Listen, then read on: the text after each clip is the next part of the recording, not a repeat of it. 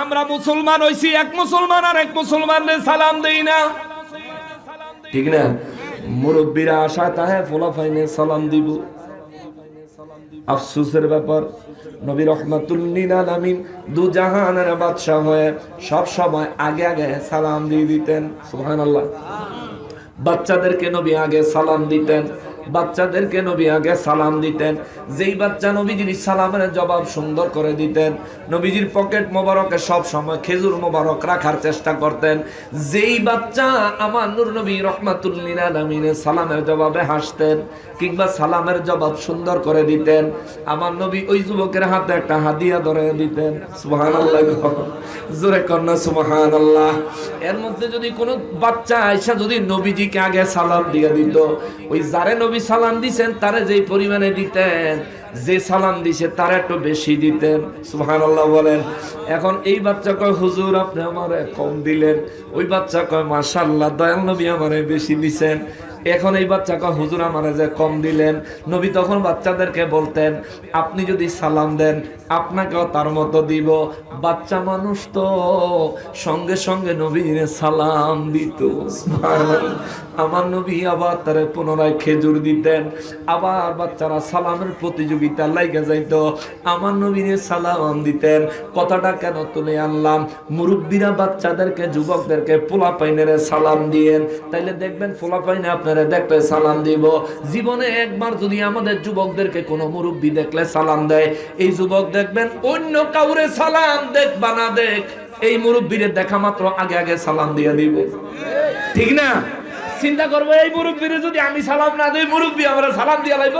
অতএব মুরব্বী যখন যুবকরে সালাম দেয়, যুবক সালামের জবাব দিতে ইতস্ত বোধ করে, সালাম না আমারই দেওয়া আগে উচিত ছিল, কিন্তু মুরব্বী আমারে দিল, পরের বার আর এরকম যেন না হয়। তার মাইন্ড এটা সেট হয়ে যাবে।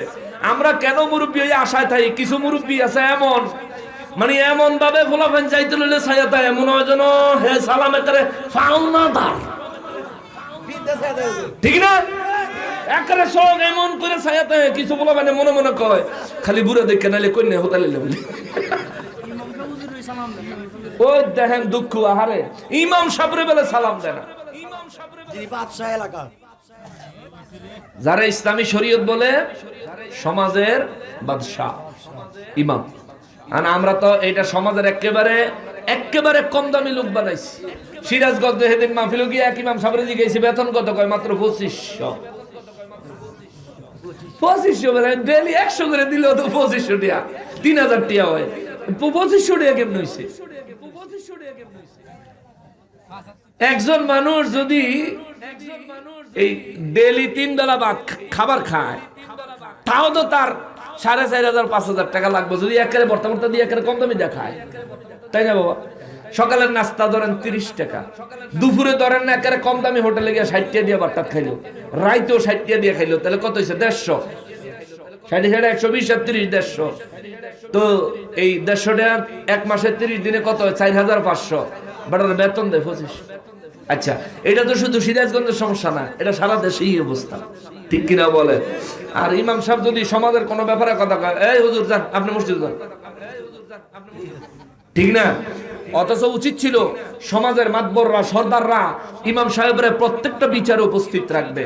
ইমাম সাহেব বিচারে বসবে, সমাজের মাতবররা সব বিচারের ঘটনা শোনার পরে ইমাম সাহেবরে নিয়ে পরামর্শ করবে, হুজুর আপনি বলেন এই পরিস্থিতিতে কি করা যায়। ইমাম সাহেব যেই ফয়সালা দিবেন কোরআন সুন্নাহ মোতাবেক, ওই ফয়সালা ইমাম সাহেবের মুখ দিয়ে ঘোষণা দিবে। মাতবর সর্দার যারা আছে তারা বলবে যে হ্যাঁ ইমাম সাহেব যেটা বলছে এটাই রায়, এটা মানতে হবে যদি এই সমাজে থাকতে হয়, ঠিক কিনা বলেন? কিন্তু দুঃখের ব্যাপার হলো ইমাম সাহেবরে তো কেউ দাম দেয় না, বরঞ্চ মসজিদে গিয়ে মাতবরে গিয়ে ইমাম সাহেব ইমাম সাহেব আমার জানা বলতে কই মসজিদ ঝাড়ু দেন না, জানা বলতে তোমার লাগাবো। হেই যে বেড়া বাদশাহ হে বেড়া ধমকের উপরে রাখে, এর লেগে তো আল্লাহ আপনাদের শেখ হাসিনার মতন সরকার দেয়, এর লেগে আপনাদের উপরে আল্লাহ জুলুম করার মতন জালিম চাপায়া দেয়, ঠিক কিনা বলেন? আমি আওয়ামী লীগ বিদ্বেষী না, আমি বিএনপি বিদ্বেষী না, আমি রাজনৈতিক ভাবে কোন দলেরই বিদ্বেষী না, তবে বাস্তবতা বলি যেই দলই ক্ষমতা তাইয়ে অহং যারা আছে নির্যাতন তো আমাকে উপরেই চলতেছে নাকি? কত কন না কা না কষ্ট পাইতেছেন? 45 টাকা কেজি আলু আছিল হাসিনা যখন বাগে, মাঝখান দিয়ে 120 টাকা কেজি হয়েছে, ঠিক না? 45 টাকা যখন হয়েছে তখন আমরাই কিনা খাইছি, আমরা কিন্নই খাইছি। 120 টাকা যখন হয়েছে তখন আমরা কিন্নাই খাইছি। ক্ষমতার মধ্যে আমলারা আইয়া ফকিন্নির ভূত বাদশাহী দেখাইতাছে, ফকিন্নির ভূতেরা আইয়া বাদশাহী দেখাইতাছে, বাদশাহীর জায়গায় আছে, তারা বড় বাদশা হয়ে গেছে, কিন্তু আমরা ফকিরেরা ফকির হয়ে গেছি। আমরা নির্যাতনের লোক, নির্যাতনের জায়গাতে রয়েছি। এই দল এই দল যেই দলই আসে না কেন, সব দলই আমরা মনে করো মুরগি। আমরা ডিম দিব, হারা খাইব। ডিম দেওয়া বন্ধ হয়ে গেলে জবাই করে দিয়া কেউ হইলে সচ্ছরি করে খাইব, কেউ হইলে ফ্রাই করে খাইব, কেউ হইলে আলু দিয়ে ঝোল করে খাইব, কেউ হইলে ফুরাইয়া কাবাব করে খাইব। মোট কথা হইল আমরা হইলাম হ্যাগো ভোগের বস্তু, ঠিক কিনা বলেন? এই সমস্ত জালিমদের জুলুমের পরিস্থিতি থেকে, তবে ভালো ভালো নেতাও আছে, রাজনৈতিক ভালো ভালো ব্যক্তিও আছে, এই যারা এই ফলে গেছে দেশের থেকে, হ্যাঁ ভিতরে দেশের উন্নয়ন, দেশের পক্ষের ভালো লোক ছিল। এখন যারা আছে এদের মধ্যে দেশের ভালো চায় এমন লোক আছে, কিন্তু দেখা গেছে কি 10 জনের ভিতরে একজনে ভালো চায়, 9 জনেই ভালো চায় না। তখন একজনে দেখা যায় কিছু কইরা উঠতে পারে না, এমন হয়ে যায় ব্যাপারটা। আমরা রাজনৈতিক বিষয়গুলো কথা নাই বলি, কিন্তু বিষয়টা এখানে আনলাম এই কারণে, আপনি ইমামকে আপনার বাদশা হিসেবে মানতেছেন না, সমাজের নেতৃত্বের জায়গায় ইমামকে যথোপযুক্ত মূল্যায়ন করতেছেন না। এই জন্য আল্লাহ আপনার লাগিয়া, আমাদের জন্য, আপনার লগে আমিও আছি। আবার মনে করেন যে হুজুর খালি আমরারে বকলো না, আপনার লগে আমিও আছি। আমরা আল্লাহ মহিলারে বাদশা বানায় দিছে, যে ঘরের ভিতরে থাকা ফোলাফান ফালবো আর ভাত তরকারি রানবো, যার কাম হইল ওইটা, ঠিক না? হ্যাঁ বানায় দিছে আমরার শাসক, অথচ আমরা করতাম তা করে শাসক।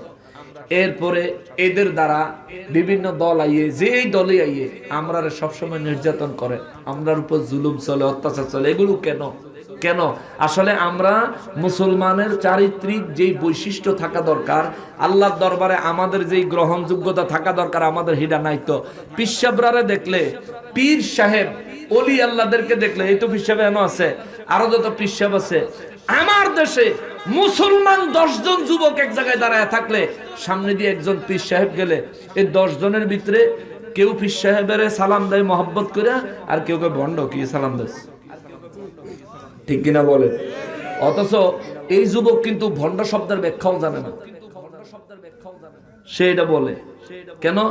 সে কোনো না কোনো কারো কাছ থেকে এটা শিখছে। এই জায়গায় আমাদের চারিত্রিক অবক্ষয় হয়েছে, ধর্মীয় ভাবে এই জায়গায় আমাদের চরিত্র অবক্ষয় হয়েছে।